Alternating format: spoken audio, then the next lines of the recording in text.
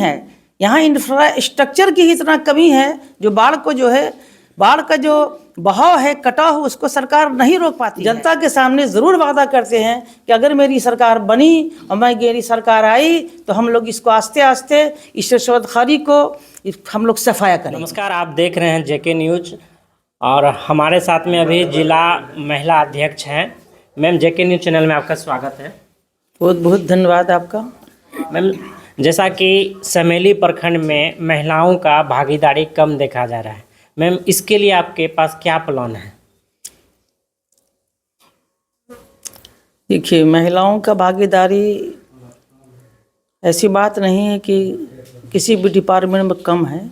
जन स्वराज में भी महिलाओं की भागीदारी हर प्रखंड में बढ़ चढ़ कर है, लेकिन दुर्भाग्यवश कभी कोई बैठक या मीटिंग होती है तो नहीं सूचना होने के कारण, दूरी के कारण वो लोग नहीं आती हैं। अगर महिलाओं की भागीदारी कम होती तो आपने देखा होगा कि पटना में जब महिलाओं की बैठक हुई थी तो हमारी कम से कम लाखों महिलाएं वहाँ उपस्थित थी। इससे साफ पता चलता है कि जन स्वराज में महिलाओं की भागीदारी है। और मान लिया कहीं अगर कमी है तो वो हम हर प्रखंड को देख रहे हैं। महिला अध्यक्ष के नाते बरारी में भी यहाँ हम काम करेंगे और बढ़ चढ़ कर हिस्सा लेंगे। जैसा कि हमारे प्रशांत किशोर जी और हमारी पार्टी का जो अभी गाइडलाइन मिला है 2-3, उस पर हम लोग बहुत ज़ोर शोर से काम करने जा रहे हैं।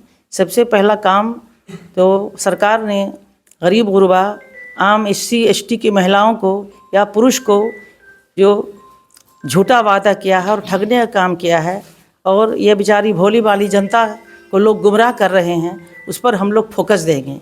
सबसे पहला फोकस यही है कि ST और SC में हमारे माननीय नीतीश कुमार ने 2008 में घोषणा की थी कि इस हमारे जो दलित परिवार हैं उनका सर्वे करके उनको एक को हम लोग 3 डिसमिल ज़मीन मुहैया कराएंगे और उनको घर देंगे। लेकिन सर्वे में जब हुआ तो उसमें 39 लाख लोग वहाँ दलित के सर्वे में आए।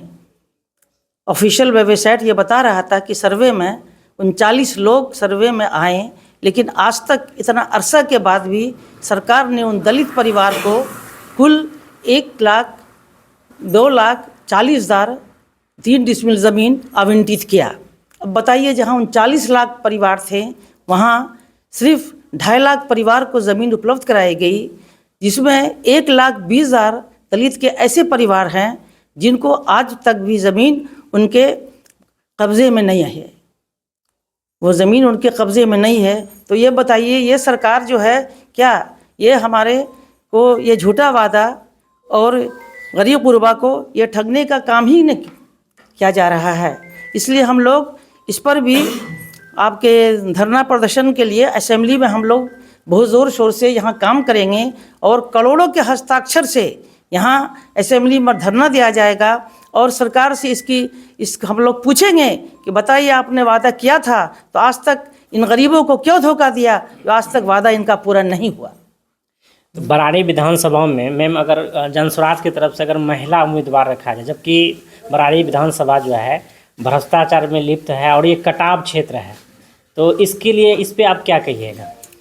देखिए, सिर्फ बरारी विधानसभा का ही बात नहीं कि भ्रष्टाचार में मुक्त है, ये तो हमारे पूरे बिहार का मामला है।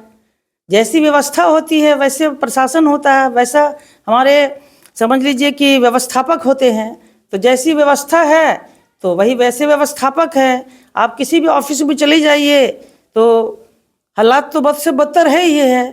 तो हम लोग उस पर भी काम करने जा रहे हैं। अब कहाँ तक इसको अभी हम लोग दुरुस्त कर पाएंगे, लेकिन हाँ, इतना हम लोग जनता के सामने ज़रूर वादा करते हैं कि अगर मेरी सरकार बनी और मेरी सरकार आई तो हम लोग इसको आस्ते आस्ते इस रिश्वतखोरी को हम लोग सफाया करेंगे।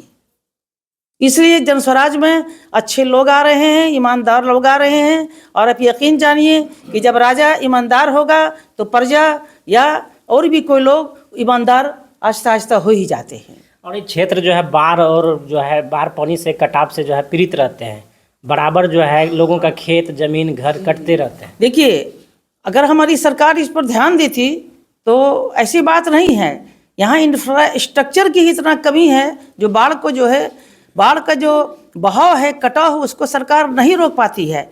और अदर स्टेट चले जाइए, आप खुद देखिएगा, आपको एक बात बता रहे हैं, आपको सुन के ताज्जुब होगा, जब समुंदर के नीचे से पानी को रोका जा सकता है, तो क्या हमारे बिहार में भी इंफ्रास्ट्रक्चर को लेके बांध पुलिया को रोका जा सकता है कि नहीं हो सकता है?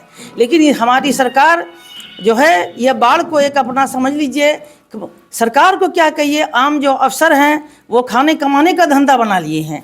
हर साल बाढ़ आता है, अरबों रुपया एक एक प्रखंड में आता है, और वो पैसा जो है इधर उधर में चला जाता है। लेकिन जो आम जनता का संविधान है, जिससे कि आम जनता का फसल बर्बाद होता है, जान माल की बर्बादी होती है, कितने लोग की मृत्यु हो जाती है, बाढ़ में लोग बह जाते हैं, लेकिन इसका सोल्यूशन अभी तक यहाँ की सरकार अभी तक नहीं निकाल पाई है। ये हमारा बहुत ही अफसोस की बात है और दुर्भाग्यपूर्ण बात है यहाँ के सरकार की।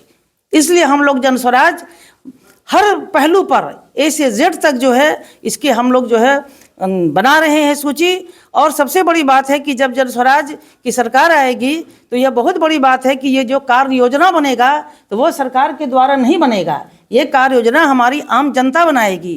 क्योंकि इनका जो आह्वान है, इनका जो मैनिफेस्टो है कि ये जनता की सरकार होगी और एक सुंदर सुंदर समाज, सुंदर सरकार होगी। जन स्वराज का ही मतलब है जनता का सुंदर राज। तो जो कार्य योजना बनेगा, तो वो हमारे पंचायत लेवल पर, प्रखंड लेवल पर बनेगा, तो हमारी सरकार तो जनता ही होगी। तो आने वाला दिन इनका बाढ़ से ज़रूर रोका जाएगा और ये तबाही बर्बादी से यहाँ की जनता त्रस्त नहीं होगी।